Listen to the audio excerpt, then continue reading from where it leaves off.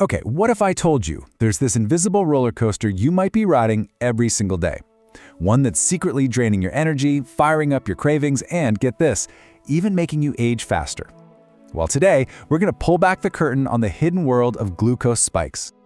Now, you might be thinking, oh, glucose, that's a diabetes thing. But here's the thing the science is showing us.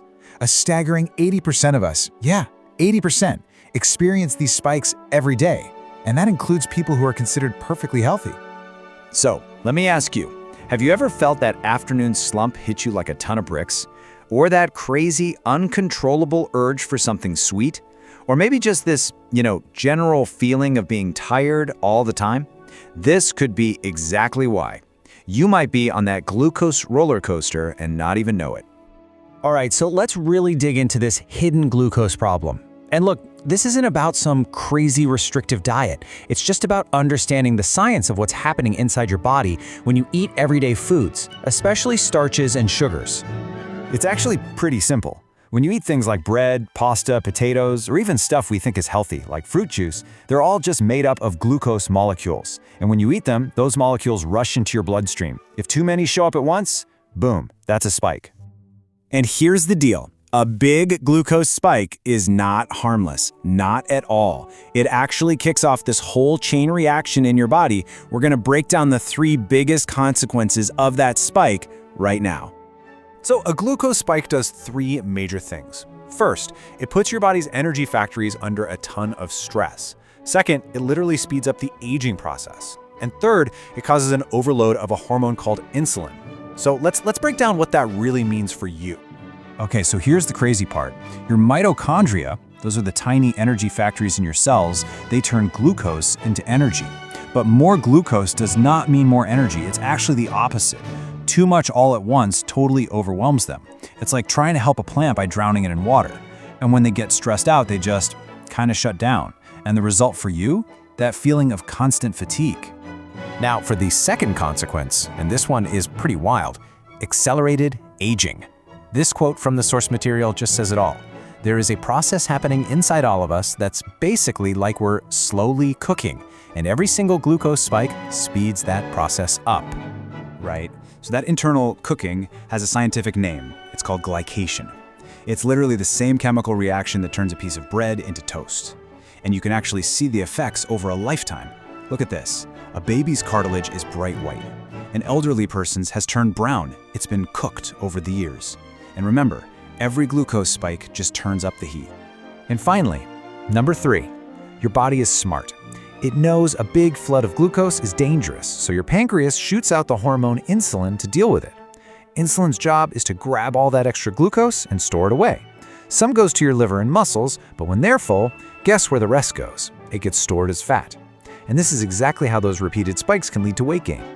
Okay, but here is the really good news. You do not have to give up bread or pasta or chocolate, I promise. The secret isn't about what you're eating, it's about how you're eating it. We're about to go through 4 incredibly simple, science-backed hacks that will let you get off this roller coaster for good. Hack number 1, and honestly, this is the most important one, start your day with a savory breakfast. Something built around protein and fat like eggs or avocado or Greek yogurt. This keeps your blood sugar rock solid. If you start with a sweet breakfast like cereal or juice, you're basically buying a ticket for that glucose roller coaster for the entire day, setting yourself up for crashes and cravings. All right, for our second hack, just imagine this. What if you could cut the glucose spike of any meal by up to 30%? With one simple ingredient you almost definitely have in your kitchen right now. Yep, that secret ingredient is just vinegar. Apple cider, white wine, any kind will do. The acetic acid in it basically tells the enzymes in your gut to slow down for a little bit. It means all those starches and sugars break down much more slowly, so the glucose just kind of trickles into your bloodstream instead of flooding it. It just flattens the whole curve. Okay, hack number 3 is all about harnessing the superpower of fiber. Think of fiber as a superhero for your gut. When you eat it, it creates this kind of protective, viscous mesh that lines your upper intestine. It's like a shield. So the hack is incredibly simple. Start your meal with some veggies. A small salad, some carrot sticks, whatever.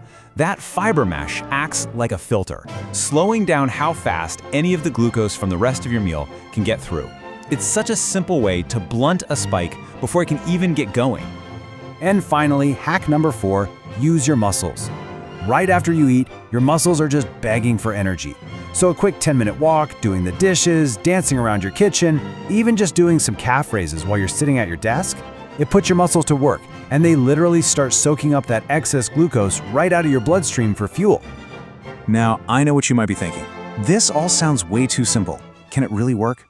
Well, let's look at the results from over 2,700 people who put these 4 simple hacks to the test for just 4 weeks. The results were honestly stunning. 90% of people said their cravings were way down.